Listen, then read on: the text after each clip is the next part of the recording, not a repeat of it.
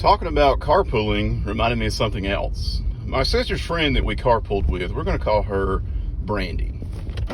Now, Brandy was really social and outgoing, like I said, and my sister was pretty quiet. A lot of people considered her shy, but she was not shy. Shy and quiet are two different things. She was just quiet, but whatever, they were friends, and they're still friends to this day. And I remember one time, Brandy had a guy come visit from out of town that she'd met online. At the time, I think I was in the 6th grade, maybe the 7th grade, and I didn't really think much of it at the time.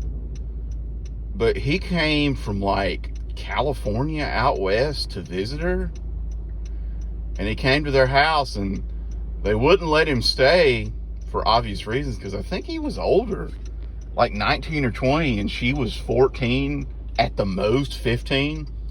And he walked all the way from their house to a hotel in like the middle of town. It was like such a long walk, but he walked it, no big deal.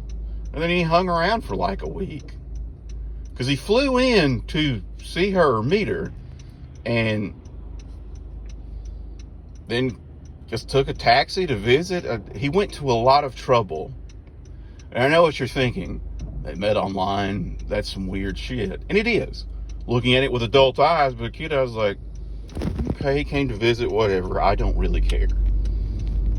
That's kind of weird. But she even missed a day of school for them to take him back to the airport. And didn't think anything about it until years later. Now, the girl I dated from the Lost Cat story was friends with a friend of my sister's and Brandy's. Yeah, because it's really a small world. And she told me a story that shed a lot of light on what was going on. They had a slumber party for that mutual friend they had, and Brandy and the cat girl, they ended up staying up late together and talking.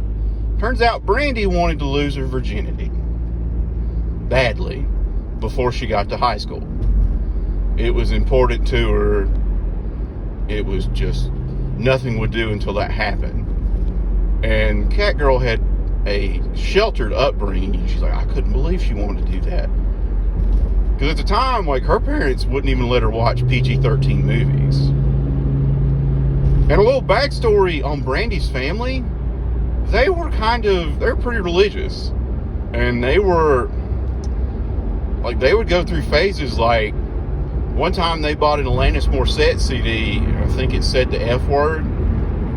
Brandy's dad destroyed the cassette tape with a hammer right in front of them. And then their dad blocked MTV to prevent Brandy from watching it, so my sister would record TRL for her. Which, at the time, MTV was pretty tame. It was just music videos. There was nothing, I don't know, past PG-13, but whatever. I thought that was a little extreme. So the fact that Brandy wanted to lose her virginity so badly, and I asked the cat girl, like, why? Do you have any idea why? She just wanted to get it out of the way before high school, because that'd just be something she had on other people. And I was just like, wow. So I told her the part about, so that explains the guy coming to visit. She said, yeah, she talked about him a lot. She'd met him on the internet, and she's going to lose her virginity to him. And that guy drove or flew 3,000 miles, walked a really long way. We're talking a solid 10 miles to a hotel, then walked back, all to meet and possibly have sex with a 14-year-old girl. I don't think it happened, because I think your parents that won't let you watch MTV and destroy cassettes that have bad words in them and won't let you wear a certain kind of jeans for some reason are not going to be inclined to be like, oh yeah, well, you want to let a strange 20-year-old man stay in the house? Oh sure, honey. We'll buy him some condoms too. But again, now I see it that way. Back then it was like, oh, okay, whatever.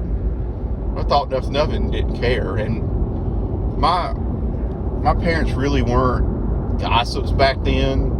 So my mom really didn't care. She had other things to worry about. But that was some strange stuff. Is.